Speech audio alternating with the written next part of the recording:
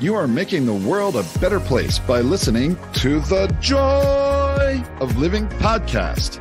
This is your guide to achieving a more purposeful, powerful, and positive life. Join Barry Shore in unlocking the best version of you and becoming happier, healthier, and wealthier. And now, here's your ambassador of joy, Barry Shore.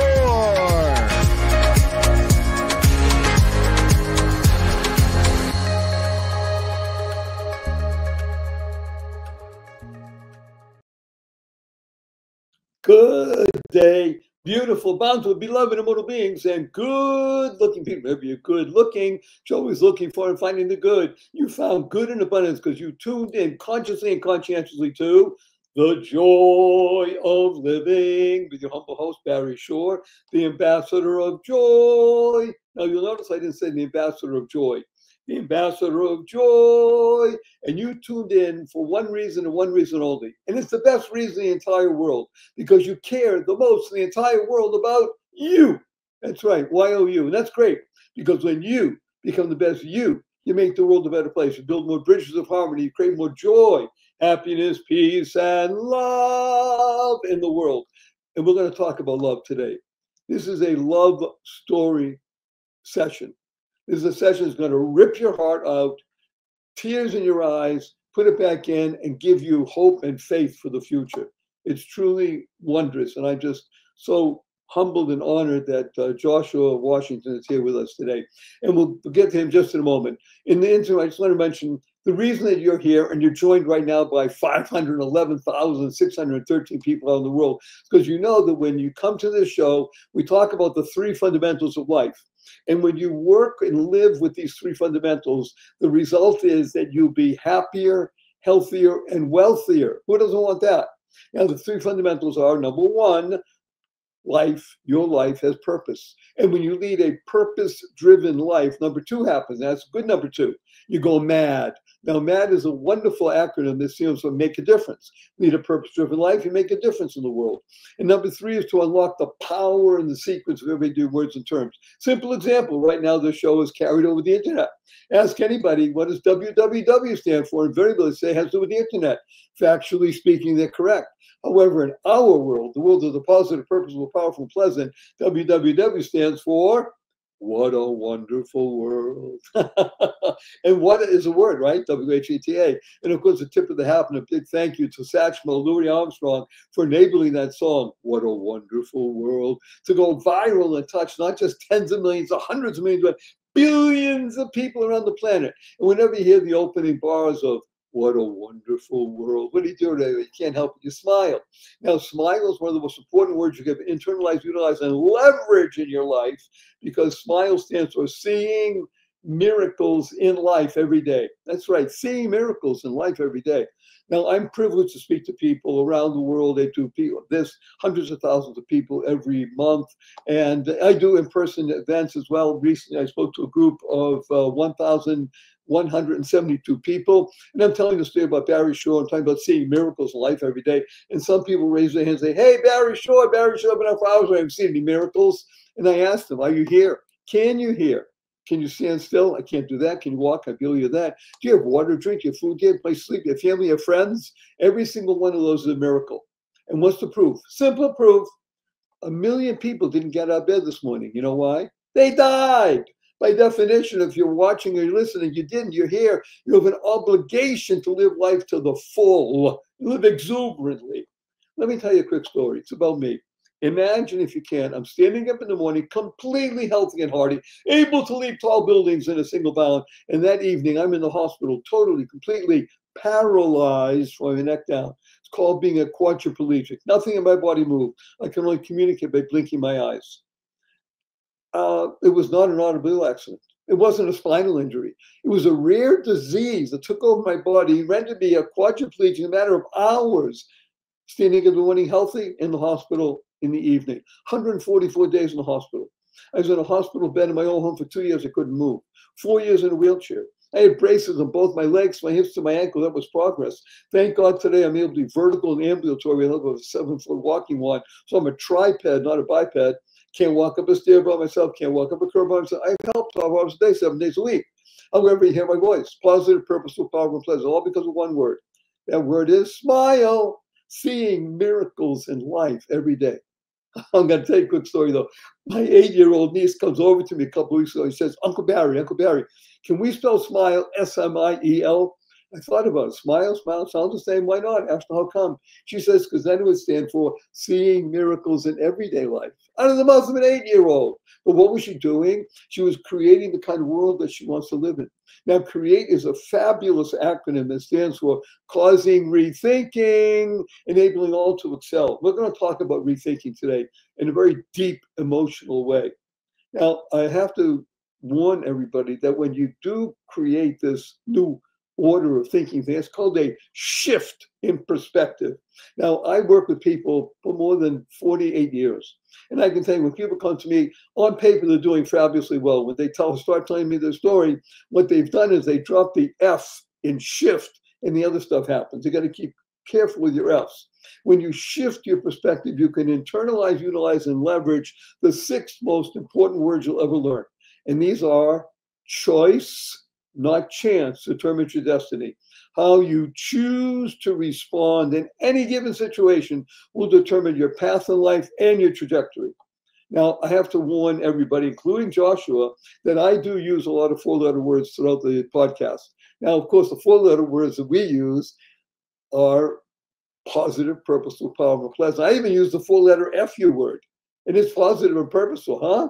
Watch this. So the positive words we use are love, life, hope, pray, play, free, gift, swim, and the 4-letter FU word, fun. Fun, that's right. F-U, capital N, capital N. Some people raise their hands and say, Barry, sure, fun's only spelled with 3 letters. Not in our world. The world of the positive, purposeful, powerful, and pleasant, fun's spelled F-U, capital N, capital N. So after the show, you see your family, friends, point your finger, twinkle in your eyes, smile in your face, F-U, everybody. Add capital N right away. So where'd you get that? I said, this is the Barry Shore. And I got to tell you what I learned today. You're going to learn from Joshua. Deep, loving, important ideas, reality. Now, before we bring on Joshua, I just want to urge everybody to do the following. I want you to use the 2 most powerful words in English language 3 times a day from now and the rest of your life. And the result is you'll be happier, healthier, and wealthier. These 2 words are thank you, thank you, thank you. Thank stands for to harmonize and nurture kindness. To harmonize and nurture kindness.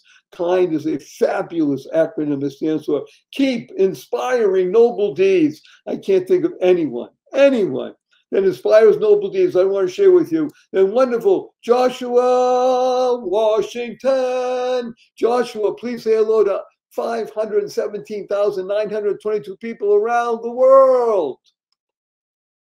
Uh-oh, we can't hear you. You muted yourself. He's going to unmute. Hello, everyone. It's good to see you. Thank you for having me, Barry. I really appreciate it. A delight and a pleasure. When was the last time somebody said F you to you and you laughed? And I laughed? Yeah, F you, capital N, capital N. I don't think it's ever happened, actually. Okay, good. So let's talk about, we're going to talk about life. I urge everybody to have a handkerchief or 2 boxes of tissues nearby. Oh, yeah. Because you will cry. It is touching. And if you're watching, you're able to see Joshua, this magnificent, glowing being. He's a widower. He's the father of 2 young boys, Ezra and Judah. He's a great musician. He's able to channel his deep emotions into music, into books. He's also the son of 2 very remarkable people who I'm privileged to know. And he has a great story that I have been asking him to share because I believe that it's great for him. It's great for the people listening. It's very cathartic. And it's true. So let's just jump right in with your permission, Joshua, Absolutely. and talk about being a widower, a single father, married to a remarkable woman. With your permission, let's talk about Olga in the present. And in the sense that give the people who've never been privileged to hear of Olga Washington or her previous name, before she was married, where she comes from, who she is, what she accomplished in her short time here as an advocate for greatness. Yeah. So Olga, I mean, she comes from South Africa. She has a very prominent family there.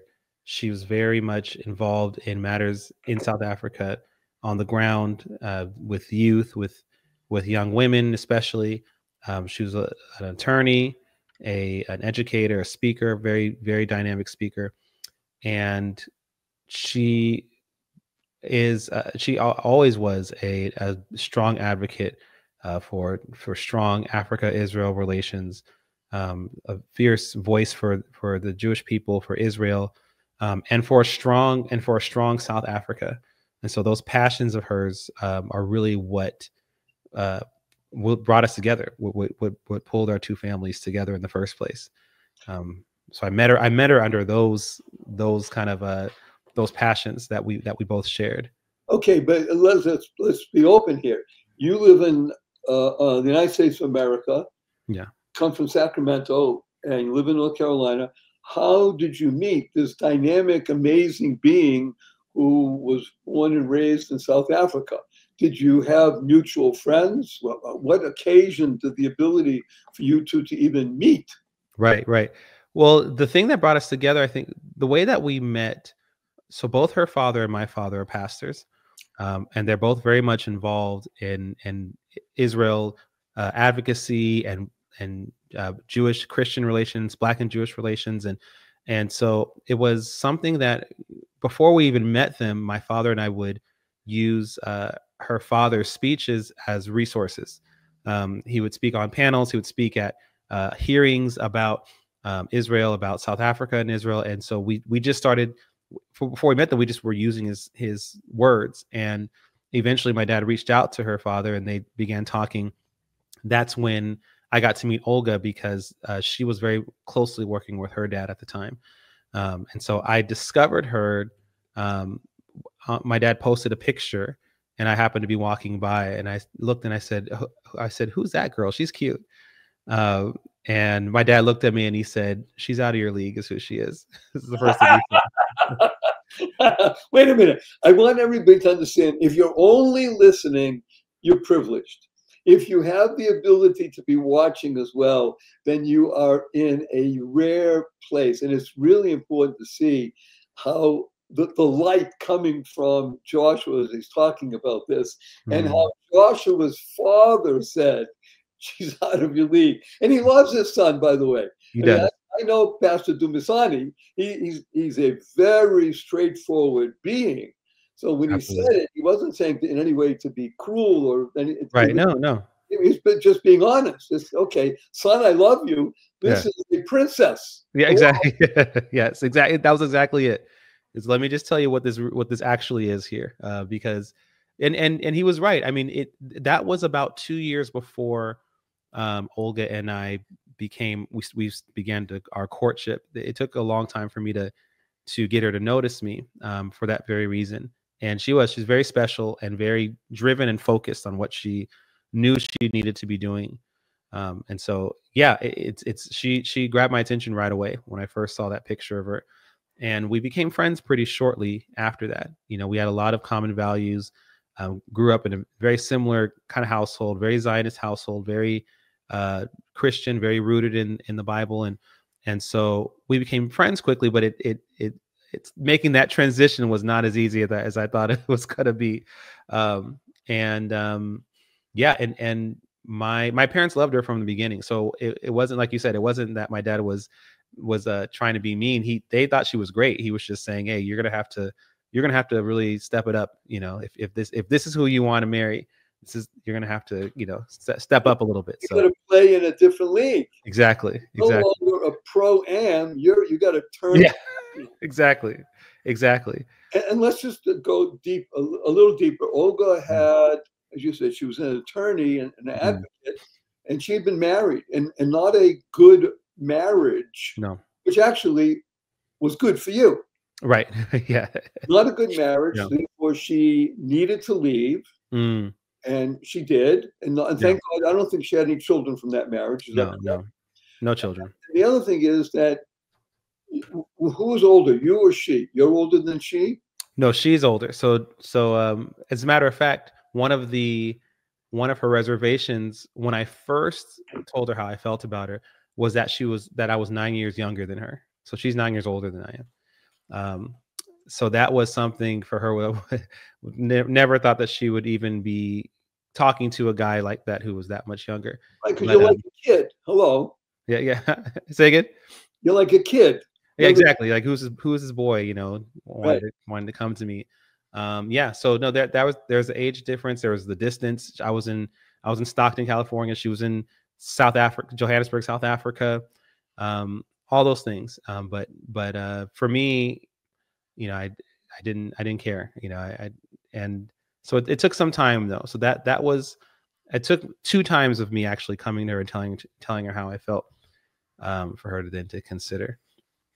What do you think made the bridge complete? What was it that she relented and said, not only would I consider dating you, but the reality of marriage and building a family? Well, the first thing when I came to her the first time, the thing was she didn't date, and that's what she said. I don't date. So for me, the man that I'm with is going to be my husband. That was the first time she turned me down. Above all the other things, age and you know, distance and all that. She said, you know, I don't date. So I had to kind of recalibrate, you know, and we stayed friends for a few months after that. And then, you know, for me, I almost gave up. I had to have a talk with my dad, who then reminded me of that conversation we had a couple of years before that. He said, you know, yes, I did say she was out of your league, but that doesn't mean that you shouldn't try. It doesn't mean you shouldn't put yourself out there. You just have to understand what you're stepping up to. And so when I came to her a second time, I realized that I had to just either tell her that my intentions are to marry you or we just stay friends. And so that's what I told her was my intention would be to marry you if you and I were together. So then from there, it took her some time to think about it. But after that, we started courting from there. So our intention from the beginning was we're going to head towards marriage. And so every decision we made was in that direction. Yeah. So that's kind of how that came about. You know? Okay. And from the other side, her parents vetted you and they accepted you as a young did. Yeah, they did. American and a Christian Zionist. And again, if you're not watching, let's be blunt. Joshua is black. He's not your typical Jew. Olga is black. She's not your typical Jewish. Right. They're not Jewish. They're Christian, devout Christians, devoted to the furtherance of God's mission on this planet, which is to bring about peace and recognizing that Zionism, true Zionism, is a mechanism, is a pathway to world peace. Is that fair to say? Absolutely. Yeah, you're right. Absolutely right. Yeah, okay, yeah. Now you meet Olga, you meet her parents or her family, and they approve of you somewhat. And even though you're a musician, I mean, let's be blunt, it's not as if you're coming there and you're saying, you know, I'm a venture capitalist or I have this big business. A musician, sort of the what would you call a stable income. Right. And they still approved. Yeah. And they still approved. I mean, it definitely was a God thing, I think, because it wasn't just for Olga. There were things that happened. I think even to this day that she probably didn't even tell me, but there are things that I did in our relationship and then when we got married that kind of undid some things for her from her previous marriage. You know, like her brother was sharing some things with me a couple of months ago about that. And I think it was kind of similar for her parents, particularly her mother, who blessed memory, who passed away about 2 years ago. That there were, you know, that I've never met, you know, her other husband and her first husband, but they would tell me from time to time that this is a complete change for her. You know, this is a complete 180 for her. And so I'm glad that I could do that. And I think that when the parents did vet me and we did talk, and our families already knew each other, so there was already something there. But I think that they saw that as well, that okay, this guy is very different from her first husband, and this is much better. We can handle this. I think maybe if I was the first guy who came to her, I think the musician thing would have played a factor. You know, I think that would have been a bigger factor. But yeah, definitely it wasn't then. So yeah, I think that, you know, I'll call you a poet. You know, we want to music essentially is poetry, with some acoustics and right. Yeah. so we have something. We have sponsors for the show. People love us. We wouldn't have them on if we didn't think they're worthy of your time and attention. We're deep into a love story right now. You need to stay here. They're on the edge of the seat because you're going to hear more about this remarkable situation on the other side of this break. Don't go away. It's only a couple of minutes, and it's so powerful. Be right back after this brief message. Hello, skincare connoisseurs. If you think you have tried everything in skincare, you are going to love what I am about to tell you. I'm pharmacist Benjamin I. Fuchs. I'm a dermatology pharmacist. And what I've discovered in my compounding pharmacy after decades of working with patients with skin traumas and skin diseases is the missing link in skincare is topical essential nutrition. And because of this missing link, we're not maximizing the potential of topical skincare. We're leaving skin beauty and skin health on the table. And that's why I formulated my Truth treatments. Listen, the skin's an organ. It needs and wants and craves nutrients, vitamins, minerals, amino acids, fatty acids, and plant-derived minerals, and now it can get them in super high concentrations in my Truth treatments. Originally formulated for dermatologists and their patients, now they're available to you. Check them out today at truthtreatments.com, and I know you are going to love the truth. Good day. Beautiful, bountiful, beloved, immortal beings, and good-looking people. Maybe good-looking, which I was looking for and finding the good. Our cup runneth over with good. His name is Joshua David Washington, and he's telling us about him and his relationship with one of the most remarkable women that has walked the planet in the past several decades. Recently passed away, Olga Washington. And we're deep in the story of how they met. He from America, she from South Africa. However, the bridge is values. And that's really what's driving everything here. Yeah. It's values, the ability for them to work together and to hold hands and heart and mind in bringing about the benefits to the world of what it means to be a true Zionist, bring peace to the world, and to work tirelessly for good relationships between Blacks and Jews, because we both come from the same place.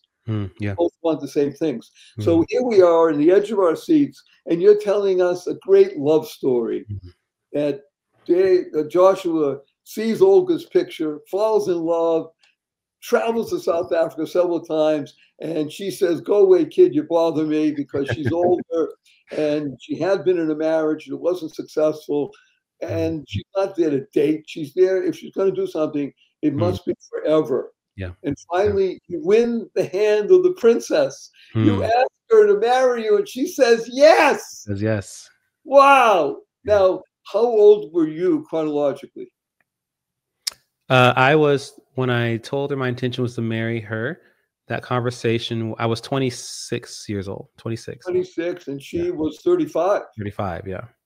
And you got married a few months later, about within that year? We got married at the end of that year, so December, yeah. So I just turned 27 and she had turned 36. 36, yeah. Let's be blunt. Here is it. And you got married in South Africa? We got married both in California and South Africa. Okay. Yeah, two different weddings. Married in your parents' church in Sacramento.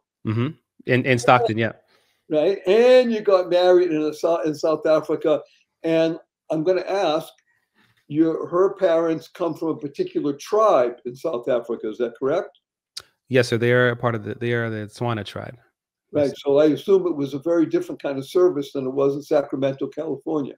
Yeah, it was over 2 days. It was there was a traditional, they call it like the Western wedding on the first day. And then on the second day, it was much more, it was more traditionally South African, very tribal. So we had two different pieces of clothing we wore on both days. You know, I wore my tux on the first day, and the second day we had matching patterns that represented her tribe. And it was, I mean, that was just it was an amazing, just a very, very big celebration. And singing and drum and stuff. And oh yeah. And okay, just so much food. Let's also be very blunt. Mm. You're 20, you're 27, 26, Mm. 35, 36. Mm. Let's talk about reality. Oftentimes a woman who is 35, 36 not going to have children. It's not or it's much more difficult. Yeah. And yet, look what happens. Yeah, it was a miracle. I mean, not only that, but she was, before we even met, she was told by her doctor that she was likely not going to have children. Even when she was in her late 20s, like before we met each other in her late 20s. And so they were pretty certain that wouldn't happen. And we got pregnant like just a few months after we got married with Ezra. That was our firstborn. And then Judah came right, you know, just a few months after that. They're just 2 years apart.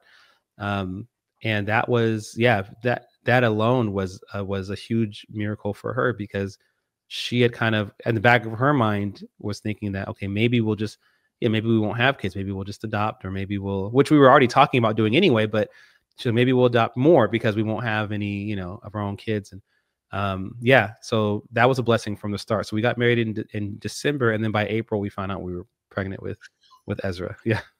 And this is storybook. I'm already crying tears, but these are tears of joy. To be able to come together. See, there is no time and space when it comes to the good Lord. Right. Because, fine, different continents, big deal. It's values. Right. That's the number one. Number two beings that recognize that they fulfill each other's purpose in life, and WHOLE. And then to be able to have the miracle of birth happen when it's unexpected. Yeah. The firstborn named Ezra, who was the seminal figure in the Bible that brought the Jews back and recreated the nation. So you were literally recreating all that process. And then Judah, the Lion of Judah, 2 years later. And now let's talk about what happened. What happened after Judah's born? Wow. So, you know, with both pregnancies, as I'm reflecting now, I think about the fact that her recovery process was longer than normal for Ezra and Judah.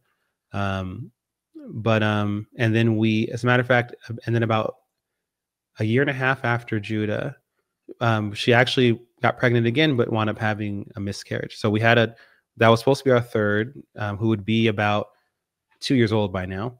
So she had a miscarriage back then, and you know, we were very devastated. And we also talked about it and said, okay, well, you know, this is still a miracle that we have our 2 children, because, like I said, the doctor told you we wouldn't be able to have any. So we're still grateful for what we have. And but what started to happen just last year around, it was about August, September. She just started to notice she had, you know, her skin was had some dark spots on her skin. She didn't think about it too much, but it was a little bit on her arm or something that would, you know, right next to her nose here. And she didn't think much of it until she noticed that she started to swell a little bit. And so then she set up a doctor's appointment, but there wasn't anything available for several weeks. And so we went to a friend's house, and the husband happened to be a doctor. And he just looked at her and said, "It looks like you have lupus for sure." You have what? He said, "It looks like you have lupus," is what he said. Lupus. Yeah. And so we were even before the official diagnosis, we were aware that, okay, this is most likely lupus. When she finally had her appointment, her doctor told her that it was lupus, and there looked like there might have been some other things there as well, but he wasn't sure what they all were. So, you know, here's some medications. This is what you need to do. You need to rest and eat these things. And she, you know, we also had friends who were just helping her with her diet and just things like that. So it was manageable. You know, she would get fatigued from time to time. But, you know, we had a pretty good system going where, you know, really I just started to, I kind of changed my routine so that she could sleep in more in the day when she wanted to, and things like that. And things were fine. I mean, we were managing, we were getting through. And so that was September. And when we get around December, she was supposed to go back to South Africa, and help out with some things at home with her family. And that was actually when she officially was diagnosed. So we knew it was knew it was probably lupus, but her appointment was the day that she was supposed to fly out. So she had an appointment that morning. The doctor said it's definitely lupus.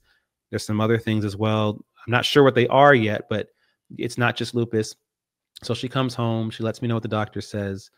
And then she, that is a whole thing in itself, because we talked about, should you go, should you probably stay? And my wife, one thing I love about her, but it definitely was something that she struggled with, was her sense of duty, and she really felt like she needed to go and help. Like, I have to go. No, I need to do this. And, it was surrounding things with her mom who had just passed. And so she was like, I need to go help. And so she goes to South Africa. The flight kind of just knocks her out in terms of her energy level. So she gets there and she's not able to help very much like she wanted to. So every time we talk on the phone, she's laying on the couch, or she's just like relaxing in the bed or something. And when it's time for her to come back, her dad notices that he doesn't feel comfortable with her flying back by herself. So he winds up getting a ticket for her brother to come back with her, which really saved her life, I think, because when they flew back to New Jersey together, she was tired. She said she needed to take a nap. So her brother made a place for her in the airport. They had like a 3-hour layover, I think. So she laid down to go to sleep. And from his perspective, he told me at some point she must have passed out. When I finally got to talk to her in the hospital, and this was when she told me this, it was just a few days before she passed. She said, no, she didn't pass out while she was sleeping. She said, while she was going down to take a nap, the last thing she remembers is just bumping her head. So apparently as she was taking a nap, she passed out, but no one really noticed. And then when it was time to wake her up to get on the plane, she wouldn't wake up. So then he called the 911. EMT came and drove her to the ICU. I just happened to, I always checked her location whenever she was traveling, like constantly. So I happened just to look, and I saw that her location now was in a hospital. And as I was seeing that, then her brother called me right after and let me know what happened. And I remember I was at the grocery store with the boys. We were shopping, we were getting food, we were getting dinner for that night, because she was supposed to come home that day. And so all of a sudden we had to go get back in the car. I went home, grabbed their stuff, took them to their grandparents' house. And then I got the next flight out to New Jersey, where I was there with her, and she was there in the hospital for 11 days. And it really was a whirlwind. She was in the ICU, and it was up and down. And then eventually they downgraded her to a normal hospital room, which was good news. Okay, well, she's getting better, but then she was getting better in some ways, but then she started to, those last 3 days, she declined. It was a fast decline. Like, she was getting weaker and weaker.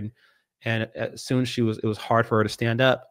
It was hard for her to even just move around in her bed. And so there was a lot of, I would sleep in the hospital rooms with her. So I'd move her around, adjust her, pull her up, pull her to the side. And it just got to a point where on that last night, it was that early morning on the 6th of January, where I was sleeping, but I just happened to wake up. She was lying there with her. She had put her covers on her feet, and she was sweating. I asked her if she's okay. She said, yeah, I'm just feeling hot. I just wanted to get a breeze. And so she took off her covers, and the whole time for me, in my head, we're going to go home tomorrow, like I already booked our flights, and I was thinking about, I got us, it was a short flight, from New Jersey to Charlotte. So I got us seats right in the front, so she wouldn't have to walk very much, first class, and so we were talking, and I almost went back to sleep, but I decided to just sit next to her. And I sat at the foot of her bed. I started singing to her, and then I sat next to her, and I just took her by the hand. And then all of a sudden I heard this alarm go off, and I thought it was something else. It was her heart monitor, her heart rate had just stopped. And so the alarm was notifying the CPR team, who rushed in. And I just felt like I was watching a movie at that point. I had no idea what was happening. They were trying to revive her, and then they had me step out, and they tried for about 40 minutes and they couldn't bring her back. And I was just sitting in the hallway, and I honestly, I couldn't even take in what was going on. I didn't think it was real. Like, even to the point where even after that, I just knew that she would just somehow come back. You know, I walked in the room and I told everyone, okay, can everyone please leave? Everyone get out, you know? And I just sat there because I was like, okay. I was like, okay, Lord, you know, this is just it's a joke, right? Like, let's go. Yeah, let's get up. Like, it's just not a, and I texted the family. My dad called me immediately, and I just didn't even know what to say. I just broke into pieces, and my older sister happened to live. She's in New York, so when she got the news, she drove straight over. And so when I left the hospital room and went to the lobby, she happened to meet me halfway. And then, you know, I was able just to kind of fall apart again. And yeah, it's from that moment, you know, everything's felt like a dream. You know, we flew home, me and my dad flew back home, and then the boys who were waiting, they, you know, in their minds, daddy's going to get mommy, and then they're going to come back together. So I came back, I had to take them upstairs, and we sat down and explained to them, you know, and they had reference because her mom, who passed a couple years before, we had conversations about heaven, and, you know, their grandmother, they called her Cuckoo. Cuckoo's not here. And so when I said, you know, that mommy, now she's in heaven with Cuckoo, my oldest son, his emotion, he just kind of shut down. He was like, what? Like, he was like, mommy's, no, you said you're getting mommy from New Jersey. And so it's been since then for both boys, it's been a winding, like, emotional journey for them, to kind of grasp the fact that their mom's not coming back, and walking through that journey. So it was a very tough, you know, that was a very hard moment. And one of the things that she said to me the day before, which I didn't even really catch, was while I was adjusting her in her bed, she just said, thank you for everything. You know, she said it kind of quickly, and honestly, I just let that pass. I said, I was like, of course, babe, you know, absolutely. She knew. At some point she knew that, okay, I'm not coming back from this. At some point she knew, and you know, and now I look back on that and I say, okay, no, she was saying goodbye. I mean, I wish, you know, but you know, you think back, like, I wish I'd known what that meant so I could really say my goodbyes as well. But that was it's still tough. I mean, it is, you know, it just is what it is. We're going through it right now. Three things here. First of all, have to let everybody understand. Olga was one of the most powerful voices I ever experienced. If you have a chance to do a search and you listen to her, how she spoke so eloquently and passionately and purposefully about values, about Israel, against hatred, for love. Yeah. Just a remarkable being. She was on fire in the most positive way. Absolutely. And I want to also, we don't usually date these podcasts. This is in July of the year 2025. People will be watching this a decade from now, years from now, maybe a century from now. Olga just passed away, as you said, in January of 2025. So we're just months into the process. Yeah. We're not even in the healing process. I don't, you know, whatever you call this. It's still the traumatic aspect of the fact that you're no longer with her. She's no longer here physically. Yeah.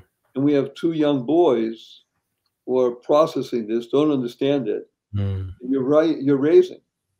Yeah. Now, the best news, if there is a best news, is that their grandparents are mere minutes away. It's true. Yeah.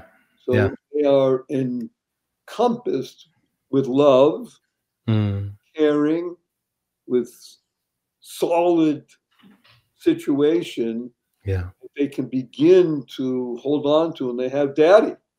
Yeah. Without daddy, it could be terrible. Yeah. Mommy is, like you said, in heaven. So the good Lord made everything happen in the way he does, that he was able to take her mother, bring her back, and use that as a transition time. Yeah, exactly. Yeah. So where is she buried? So Olga's buried in Israel. She's buried in Haifa. Wait a minute. Yeah. You realize how amazing, I mean, for people listening, we got people, I have a very large Muslim listening audience from Pakistan, Bangladesh, and places like that. Also a very large African audience, and a Christian audience, and Jewish audience. That's how close Olga is to the holiness of Israel. Absolutely. Yeah, exactly. I mean, it was when she died, immediately in my mind, my first thought was, I think she should be buried in South Africa, and so we talked to her family, and funny enough, they said, well, culturally, because she had a family in the United States, she should be buried in Charlotte, in North Carolina, where you guys are. That's okay. I've never heard of this before. Usually, like we're saying, no, where you live. And but immediately that didn't feel right to me. I said, my roots are in California. I grew up in Stockton, and we've only been in North Carolina for about 5 years. I said, it doesn't feel right to bury her here. We might move from here. I don't even know how long we're going to stay here. And immediately I thought, what about Israel? And I dismissed that thought. But then we came to an impasse where we didn't know what we were going to do. So I mentioned it to my brother-in-law. And I thought he was going to say, that might be a lot. I don't know. Immediately he said, no, that makes sense because of all the work that she's done. We should try it. So I called one of her best friends, who is Israeli, and she has a lot of different connections. And I called her and she said, yeah, let me try. About a day and a half later, she calls back. She gets permission from the president's office. She connects with the prime minister's office. So President Herzog came and sat Shiva with us. Wait a minute. Okay. First of all, people have to know that it's natural because it was Olga, but it's not natural. No, it's not. Supernatural. Okay, we're going to go to a brief break. We'll be right back. And you got to hear more of the story. Don't go in. This is so wonderful. Thank you, Joshua. What if you could shop at your favorite local stores, swipe your current credit card, and get extra cashback rewards? And what if you could also have donations sent to your favorite cause at no extra cost to you? What if this amazing program was absolutely free and very simple to set up? Well, What If is here. Welcome to Einstein Cares, where your everyday shopping gives you and your favorite cause extra money. It's fast, it's easy, and effortless.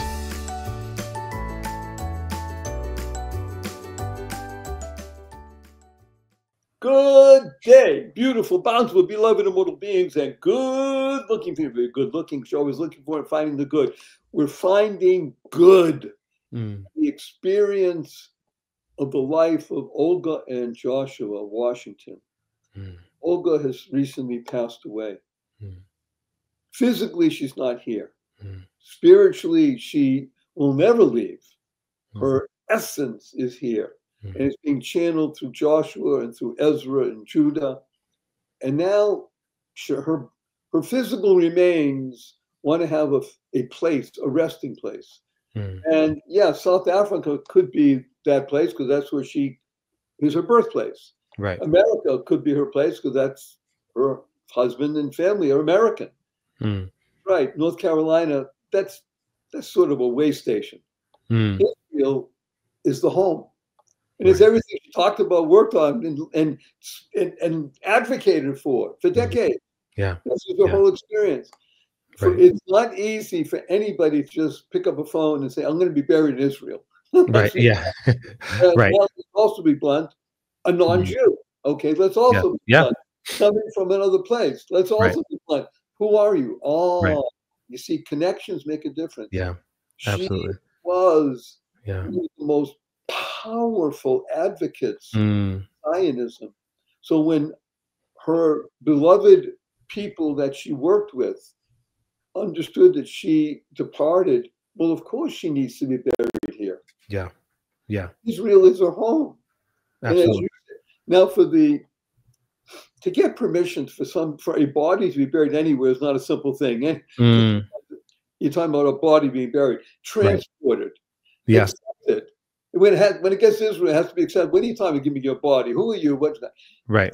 And that the president of the country, just think, as if Donald J. Trump came to visit your home because that's it, the president of the country. Right.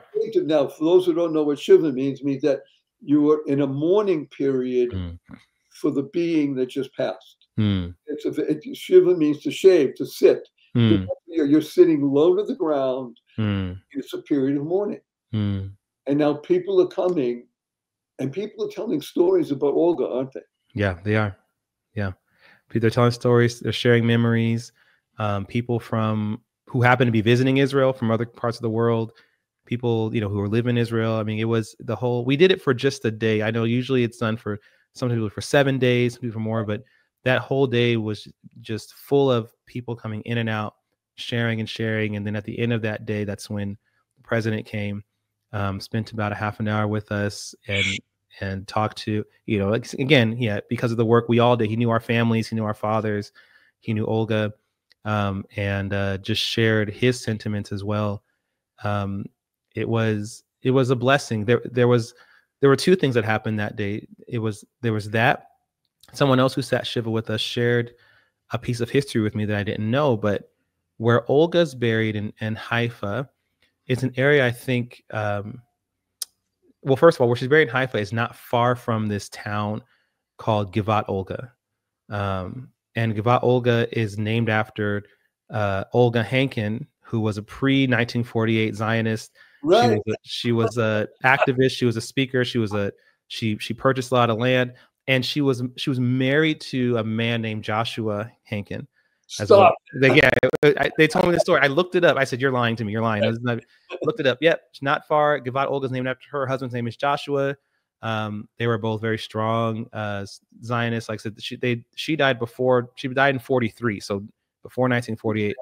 But she had purchased land, and they lived in British Mandate Palestine at the time, and that was just something someone shared with me, that you're in good company, even historically your namesakes did a lot of good for Israel.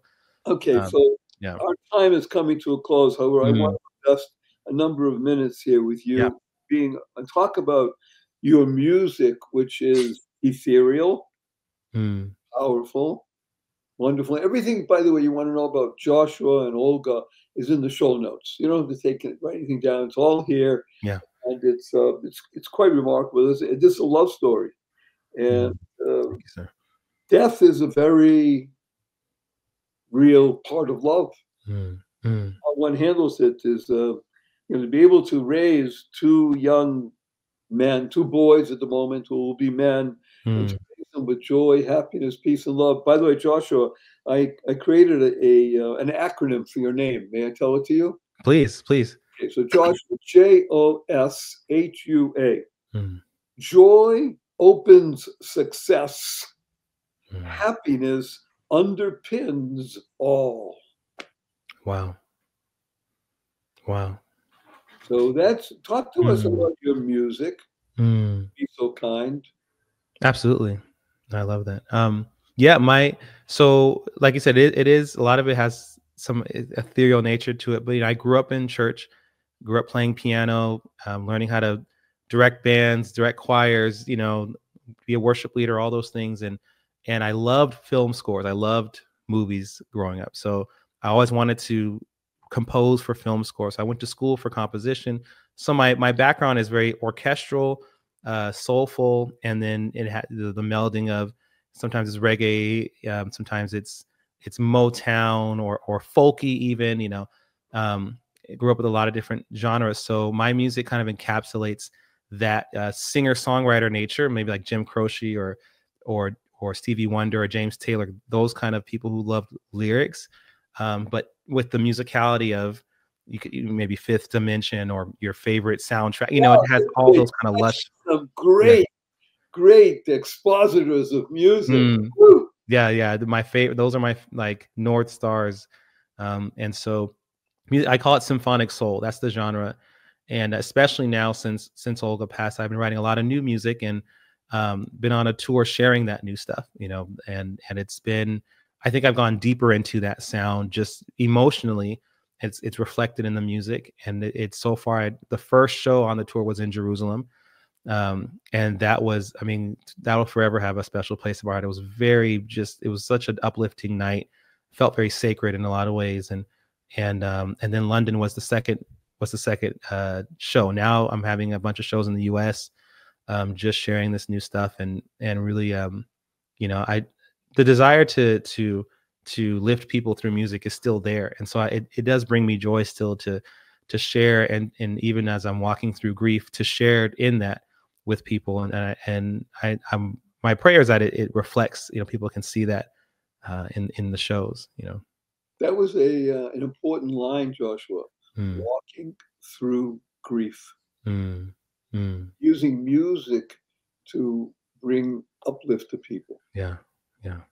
And being a Zionist, we won't do into the moment that we have coming to a close in our time together. Although I would like, if you'd be so kind, if you can give us just a couple of minutes, 2 or 3 minutes. What is it like? Not like. What is it to be, first of all, a Zionist in today's world? Yeah.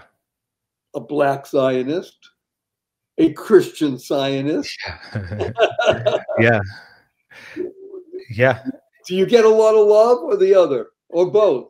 It's both. There are relationships I have I would never have if I wasn't a Zionist, like very deep and meaningful relationships. And it is, I think, as time goes on, it is more and more of a puts a target on my back in some ways. It's become in some circles, it's such a bad word. Zionist, Christian Zionist. And of course, being Black, depending on who I'm talking to, I'm a this and that. I'm a sellout. I'm, whatever it is. And, I used to just kind of take it on the chin. Now I sometimes fire back a little bit, when I meet people who are opposing me ideologically, because I say, well, you know what? You're actually, shilling for those who enslave Africans. You know what I mean? Like right today, now we're not talking about hate, we're talking about right now. Right now. Islamist enslave Africans this very day. And yeah, it's the Islamist, the Arab Islamist slave trade. Like, who's the sellout then? You're literally doing the work of slave traders. And I'm on the side of those who are trying to end it. So you make that decision. Don't tell me I'm, a sellout. I know I know what I'm standing on, and no one's making me do this. This is my own, these are my own views. So it definitely is something that makes you a little bit more defensive. Sometimes it makes you second guess how much you want to share with people, depending on what circle you're in. You go, maybe I won't say much today. But I knowing Olga and just the loud person that she was with her beliefs, pushes me to go, you need to share, you need to tell, you need to let people know, because it's important that they see that, they know someone who's a Zionist, like personally, especially in the music space, someone who actually knows what they're talking about and can engage in a deep conversation about what's going on. And that's been important. It's been really important as an artist to be in a position where I can share things with other artists who don't really know much. And it helps. And especially in your world, the music, world of the art of music. And you see, you've been raised by your amazing parents, that ignorance is darkness. Yeah, it is. Only by bringing truth can we share light. And that, of course, was, I think, I know it was Olga's message, and the group that she was with and what she did and she brought to the world. So as we're coming to a close on our time together, I have 3 quick questions for you. Wonderful Joshua. Are you ready? Yeah, ready. Number 1, will you come back again? Absolutely. I would love to. Thank you. Okay. Number 2, dear beloved Joshua David Washington, you have only 80 seconds to answer this. At this point in your life, what is your most fervent desire? Wow. For my sons to grow up and continue in the legacy of my parents, my grandparents. Yeah, for them to be men of integrity and good reputation, men of God. Yeah, that's my biggest desire. May you fulfill your purpose in God's will. And number 3, may I give you a hug in front of 522,917 people around the world? Absolutely. And let's tell everybody what HUG stands for. Heartfelt, unlimited giving. On the count of 3. 1, 2, 3.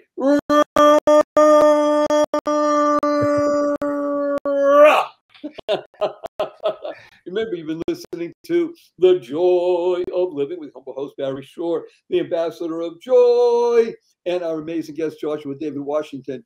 And the show, remember, as much as wonderful Joshua is, it's not about him. It's not about Barry Shore. It's about you. This show is all about you. You being the best you possible. Because when you are the best you make the world a better place. You build more bridges of harmony, create more joy, happiness, peace, and love in the world. Remember, www. What a wonderful world. Yes, smile, seeing miracles in life every day. It was my 8-year-old, he says, seeing miracles in every day. Create the kind of world you want to live in, causing rethinking, enabling all to excel. That means a shift in perspective. Remember to keep that F in place while the other stuff happens, and utilize the 6 most important words you'll internalize in your life. And these are choice, not chance. Determines your destiny. How you choose to respond in any given situation determine your path and your trajectory. Use 4-letter words: love, life, hope, play, free, give, swim, and tell the world to F you. Capital N, capital N. You'll get their attention, then you can tell them about the deep passion of love, true love, and bringing forth birth and then death. And what we do with it, and how we go beyond it, and to walk in that path of grief and bring forth more love into the world. So a blessing from Joshua and Barry. Go forth. Live exuberantly. Spread the seeds of joy, happiness, peace, and love. Go mad. Go make a difference. Joshua, don't go away. Thank you for listening to this episode of the Joy of Living podcast. Now that's another step towards your healthier, happier, and wealthier life. Never hesitate to do good in the world, no matter what the situation. Join us for another Upbeat Discussion, and be sure to leave a rating and subscribe to the show to get more conversations like this. And remember to share it with your family and friends too. See you on the next episode.